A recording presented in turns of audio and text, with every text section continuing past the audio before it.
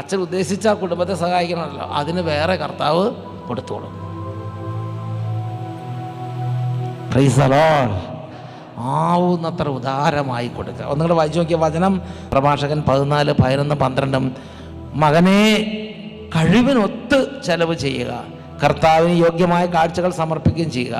മരണം വിദൂരമല്ലെന്ന് ഓർക്കുക, പാതാളത്തിൽ പ്രവേശിക്കേണ്ട സമയം നിനക്ക് അജ്ഞാതമാണ്.